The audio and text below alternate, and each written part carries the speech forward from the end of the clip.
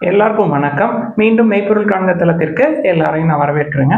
முதல்ல நம்ம சர்வதேச சந்தை அப்படின்னு எடுத்துக்கிட்டோம்னா, அமெரிக்க சந்தை நேற்று இரவு மிக்ஸ்டா தாங்க இருந்தது. பட் இன்னைக்கு காலைல ஃபியூச்சர்ஸ் மார்க்கெட் கொஞ்சம் மேலே ஏறி இருந்ததுங்க. ஒரு 0.8% பக்கமா மேலே ஏறி இருக்கு.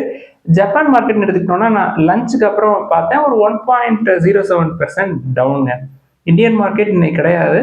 பட் எஃப்ஐ செல்லிங் அப்படின்னு எடுத்துக்கிட்டோம்னா, மார்ச் 2026 பொறுத்த வரைக்கும் 1,00,000 கோடி எல்லாம் கிராஸ் பண்ணி வந்துட்டோம். 1,22,540 crores worth of shares cash செக்மெண்ட்ல நெட் செல்லர்ஸா இருந்திருக்காங்க. இதற்கு யார் முட்டு கொடுத்துருக்காங்க அப்படின்னா, டிஐஐஸ் 1,43,000 crore பக்கமா இன்ஃபியூஸ் பண்ணிருக்காங்க மார்ச் 2026ல மட்டும். க்ரூட் ஆயில் எடுத்துக்கிட்டோம்னா கொஞ்சம் சாஃபன் ஆயிருக்குங்க. ட்ரம்ப் அவர்களுடைய கமெண்ட் தான் இதுக்கு முக்கியமான காரணம். ஈரான் உடனான போரை கொஞ்சம் நிறுத்துறதுக்கு முயற்சி எடுக்கிற மாதிரி செய்திகள் வந்திருக்கு. அதனால பிரெண்ட் க்ரூடோட பிரைசஸ் கொஞ்சம் கீழே இறங்கிக்குங்க. டாலருக்கு எகெயின்ஸ்டா இந்தியன் ருப்பின்னு எடுத்துக்கிட்டோம்னா எகைன் 94 கிராஸ் பண்ணி மேலே போயிருக்கு. அடுத்து இன்னைக்கு அப்டேட்ஸ் டெவலப்மெண்ட்ஸ்குள்ள போயிருவோம். அதை தொடர்ந்து கொஸ்டின் ஆன்சர்ஸை பார்ப்போங்க. ஃபர்ஸ்ட் ஜிஆர் இன்ஃப்ராஸ்ட்ரக்சர் எடுத்துக்கிட்டோம்னா கம்பெனிக்கு என்டிபிசிட்ட இருந்து ஒரு ஆர்டர் கிடைச்சிருக்குங்க. ஆர்டர் எங்க அப்படின்னா, மவுடா சூப்பர் தெர்மல் பவர் ஸ்டேஷன்ல BESS battery energy storage system ப்ராஜெக்ட்கான ஆர்டர் ஒர்த் வந்து ஒரு 413.37 crore. இதுல ஜிஆர் இன்ஃப்ராஸ்ட்ரக்சரை பொறுத்த வரைக்கும் இபிசி பேசிஸ் தான், அவங்களுடைய கோர் பிசினஸ்ல தான் ஆர்டர். வேல்யூவேஷன்ஸ் பார்த்தோம்னா ஒரு 10 times earnings பக்கமாக தான் இருக்கும். புக் வேல்யூக்கு கீழே இருக்குங்க. டெட் டு ஈக்விட்டி இன்ஃப்ராஸ்ட்ரக்சர்ல தவிர்க்க முடியாது, 0.63 இருக்கு. ஒரு 7,500 crore மார்க்கெட் கேப் கம்பெனிங்க. அடுத்து பிஹெச்இஎல் எடுத்துக்கிட்டோம்னா கம்பெனிக்கு ஒரு 13,500 crore ஒர்த் ஆஃப் ஆர்டர் கிடைச்சிருக்குங்க என்டிபிசி லிமிடெட்ல இருந்து. Thermal power project order. இது வந்து பிஹெச்இஎல்ல ஒரு பாசிட்டிவான டெவலப்மெண்ட். பட் பிஹெச்இஎல் பொறுத்த வரைக்கும் இப்பயுமே ரொம்ப ரொம்ப காஸ்ட்லி. அடுத்து என்விரோ இன்ஃப்ரா எடுத்துக்கிட்டோம்னா கம்பெனிக்கு ஒரு 664 crore ஒர்த் ஆஃப் ஆர்டர் கிடைச்சிருக்குங்க. எங்க இருந்துன்னா என்டிபிசி லிமிடெட்ல இருந்து தாங்க வந்திருக்கு. இந்த ப்ராஜெக்ட் எதற்காக அப்படின்னா பிஇஎஸ்எஸ் தாங்க, battery energy storage system and related project தான். எங்க அப்படின்னா 2 ஸ்டேட்ல. இவங்க கன்ஸ்ட்ரக்ஷன் பிசினஸ் இவங்களுடைய கோர் பிசினஸ் அப்படின்றது. பட் இந்த ஆர்டர் மூலமா இவங்களுடைய ஆர்டர் புக் ஸ்ட்ரென்தன் ஆயிருங்க. குறிப்பா ரினியூபிள்ஸ் பொறுத்த வரைக்கும் வேல்யூவேஷன்ஸ் எடுத்துக்கிட்டோம்னா ஒரு 12 times earnings இருக்கும். ஒரு 2,500 crore market cap company. Debt to இருக்குங்க, ஒரு 0.23 இருக்கும் டெட் டு ஈக்விட்டி. அடுத்து பாரத் எலக்ட்ரானிக்ஸ் லிமிடெட் எடுத்துக்கிட்டோம்னா கம்பெனிக்கு ஒரு மேஜர் ஆர்டர் கிடைச்சிருக்குங்க. 1,660 crore worth of order. Date வந்து மார்ச் 30, 2026. என்னென்ன விஷயங்களுக்காக இந்த ஆர்டர் புக் அப்படின்னா, satcom equipments, satellite communication, then avionics, then electronic warfare system, spares and services, இது எல்லாமே அவங்களுடைய ஆர்டர் புக்ல வருது. கொஞ்சம் வேல்யூவேஷன் ஜாஸ்திங்க. அடுத்து வோடஃபோன் ஐடியா நிறுவனம் எடுத்துக்கிட்டோம்னா கம்பெனி வந்து எரிக்சன், தென் நோக்கியா, சாம்சங் போன்ற நிறுவனங்களோட பார்ட்னர்ஷிப் போட்டுருக்காங்க. எதுக்கு அப்படின்னா அவங்களுடைய 5G நெட்வொர்க்கை எக்ஸ்பேண்ட் பண்றதுக்காக. குறிப்பா இந்த பார்ட்னர்ஷிப்பை பொறுத்த வரைக்கும் மே 2026 90 மோர் சிட்டிஸ்ல 5G ரோல் அவுட் பண்றதுக்கான பார்ட்னர்ஷிப்ங்க. இது வோடஃபோன் ஐடியாவுக்கு ஒரு பாசிட்டிவான டெவலப்மெண்ட். அடுத்து பிரெஞ்சு ஆட்டோ காம்பனன்ட் மேஜரான வேல்யூ நிறுவனம் என்ன பண்ணிருக்காங்க, அவங்களுடைய புனே ஃபெசிலிட்டியில electric power train manufacturing production line ஒன்று கமிஷன் பண்ணியிருக்காங்க. இது வந்து கம்பெனிக்கு ஒரு பாசிட்டிவான டெவலப்மெண்ட். கம்பெனி மஹேந்திரா அண்ட் மஹேந்திராவுக்கு இ ஆக்சல்ஸ் சப்ளையை ஆரம்பிச்சிருக்காங்க. இது வேல்யூல வந்த டெவலப்மெண்ட். அடுத்து மதர்சன் சுமி ஒயரிங் எடுத்துக்கிட்டோம்னா கம்பெனியை பொறுத்த வரைக்கும் அவங்களோட கோர் பிசினஸ் அப்படின்றது ஒயரிங் ஹார்னஸ் பிசினஸ் தான். காப்பர் அப்படின்றது ரொம்ப முக்கியமான ரா மெட்டீரியலுங்க அவங்களுக்கு. கம்பெனி என்ன சொல்றாங்க, காப்பருடைய பிரைசஸ் தொடர்ந்து ஏறுறது வந்து மார்ஜின் ஸ்குவீஸ் ஆகிறதுக்கு வாய்ப்பு இருக்கு அப்படின்னு சொல்றாங்க. அதாவது அவங்களுடைய ஓவரால் ரெவன்யூல காப்பருடைய அக்கௌண்ட் அப்படின்றது 10% கான்ட்ரிபியூட் பண்ணுங்க. இந்த நிலைமை வந்து ஒரு 3 to 4 monthsல சரியாகும், ஒரு 60 to 70% அப்படின்னு சொல்லியிருக்காங்க. இவங்களுடைய மார்க்கெட் ஷேர் அப்படின்னு எடுத்துக்கிட்டோம்னா பிவிஸ் ஒயரிங் மார்க்கெட்ல இவங்களுக்கு 55% கண்ட்ரோல் இருக்குங்க. 2 வீலர் செக்மெண்ட் எடுத்துக்கிட்டோம்னா 25+% இவங்களுக்கு கண்ட்ரோல் இருக்கும். அடுத்து ஜேஎஸ்டபிள்யூஎம்ஜி எடுத்துக்கிட்டோம்னா கம்பெனி வருகிற ஏப்ரல் 1, 2026 இருந்து பிரைஸ் ஹைக் பண்ணலாம் அப்படின்ற ஒரு முடிவில் இருக்கிறாங்க. பிரைஸ் ஹைக்கு என்ன முக்கியமான காரணமா இருக்கும், இன்புட் காஸ்ட் ப்ரெஷர்ல இருக்குங்க. ஸோ 2% விலை ஏறும் ஏப்ரல் 1, 2026 இருந்து. அடுத்து ராயல் என்ஃபீல்டு எடுத்துக்கிட்டோம்னா கம்பெனி ஃபினான்ஷியல் இயர் 26ல ஒரு முக்கியமான மைல் ஸ்டோனை அச்சீவ் பண்ணியிருக்காங்க. ஃபர்ஸ்ட் 11 monthsல ஒரு 10 லட்சம் யூனிட்ஸ் வந்து கொடுத்துருக்காங்க. அதுல மேஜர் கான்ட்ரிபியூட்டர் யாரு அப்படின்னா, அதாவது 90% ஆஃப் கான்ட்ரிபியூஷன் எங்க இருந்து வந்திருக்கு அப்படின்னா 350cc செக்மெண்ட்ல இருந்து வந்திருக்குங்க. அதுல அந்த 350ccலயும் ஒரு 40% வந்து கான்ட்ரிபியூஷன் யார் பண்ணிருக்காரு அப்படின்னா கிளாசிக் 350 தான். ராயல் என்ஃபீல்டு பொறுத்த வரைக்கும் ஃபர்ஸ்ட் 11 monthsல 10,06,937 யூனிட்ஸ் கொடுத்துருக்காங்க. இது இயர் ஆன் இயர் பேசிஸ்ல 24% ரைஸ்ங்க. அடுத்து ஹிந்துஜா லைலாண்ட் ஃபினான்ஸ் எடுத்துக்கிட்டோம்னா கம்பெனி வந்து Honda motor cycles and scooters India கூட ஒரு பார்ட்னர்ஷிப் போட்டிருக்காங்க. ஸோ ஒரு ஃபினான்ஸ் கம்பெனி ஒரு ஆட்டோ ஏஎம் ரெண்டு பேரும் பார்ட்னர்ஷிப் போடுறாங்கன்னா என்ன அர்த்தமா இருக்குங்க, வெஹிக்கிள் ஃபைனான்சிங் தான். இந்துஜா லைலாண்ட் ஃபினான்ஸை பொறுத்த வரைக்கும் அவங்களுடைய டூ வீலர் ஃபினான்சிங் வந்து ஸ்ட்ரென்தன் ஆகும். தென் ஹோண்டாவை பொறுத்த வரைக்கும் அவங்களுடைய கஸ்டமர் பேஸ் வந்து எக்ஸ்பேண்ட் ஆகும் அப்படின்னு எக்ஸ்பெக்ட் பண்றாங்க கம்பெனி. அடுத்து வின்ஃபாஸ்ட் எடுத்துக்கிட்டோம்னா company two wheeler electric two wheeler செக்மெண்ட்குள்ள ஃபினான்ஷியல் 27ல என்ட்ரி கொடுக்கறதுக்கான ஒரு திட்டத்தில் இருக்கிறாங்க. 3 வேரியன்ட்ஸ் வந்து லான்ச் பண்ற மாதிரி செய்திங்க.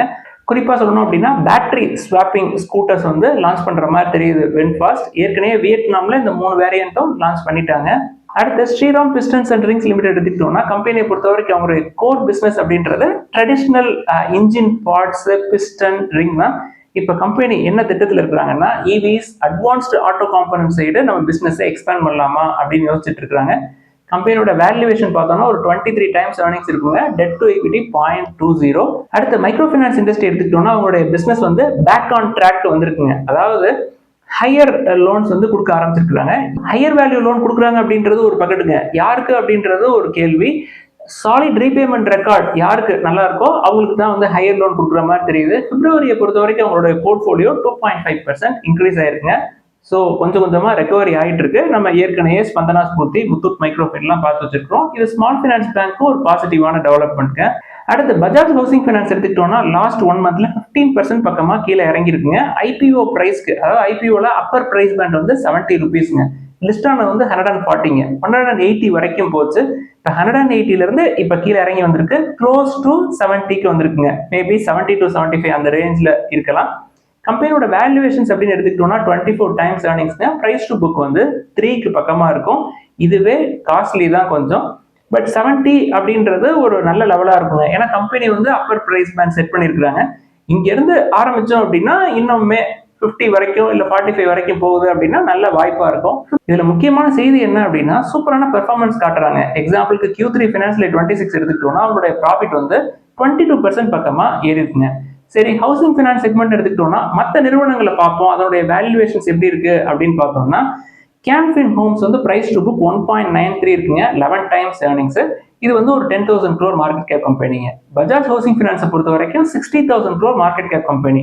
நம்ம டிஸ்கஸ் பண்ண போற ஹவுசிங் ஃபைனான்ஸ் கம்பெனிலேயே மார்க்கெட் கேப் அதிகமா இருக்கிறது பஜாஜ் ஹவுசிங் ஃபைனான்ஸ்க்கு தான்.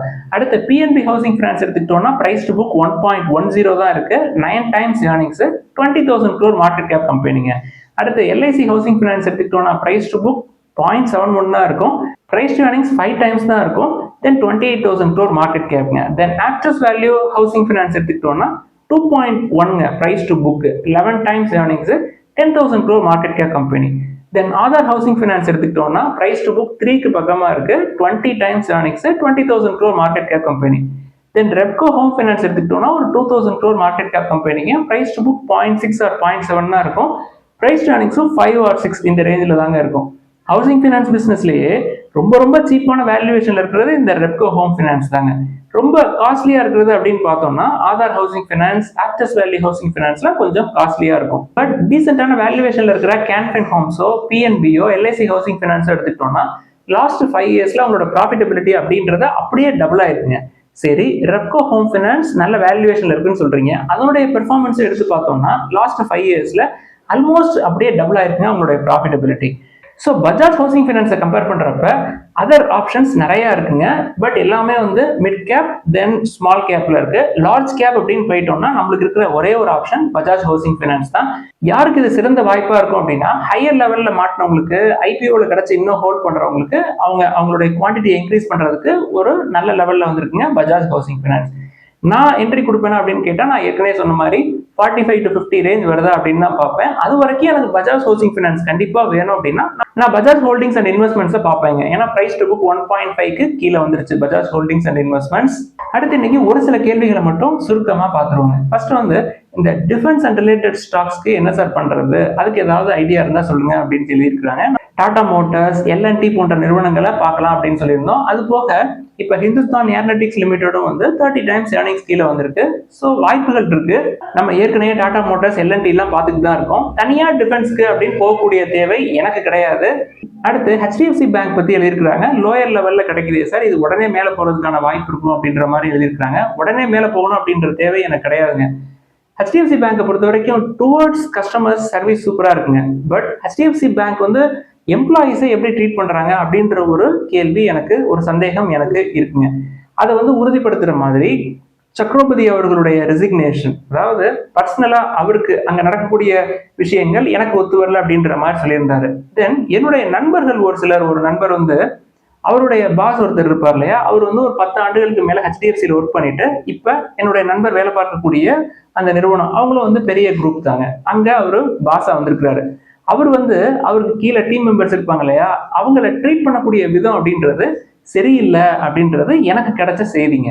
முற்காலங்கள்ல ஹெச்டிஎஃப்சி பேங்க் நம்ம எப்படியாவது கன்சிடர் பண்ணோம் அப்படின்ற ஆவல் எனக்கு இருந்ததுங்க. ஆனா சமீபத்துல கடைசி ஒரு மாசமா எனக்கு வரக்கூடிய செய்திகள் வந்து இதை எதுக்கு நம்ம பார்த்துக்கிட்டு அப்படின்ற மாதிரி ஒரு சிந்தனை எனக்கு வர ஆரம்பிச்சிருச்சு. எனக்கு வேணும் அப்படின்னா 1.5 டைம்ஸ் புக்குக்கு கீழே வந்தா பாத்துக்கலாம்னு நான் விட்டுட்டேன்.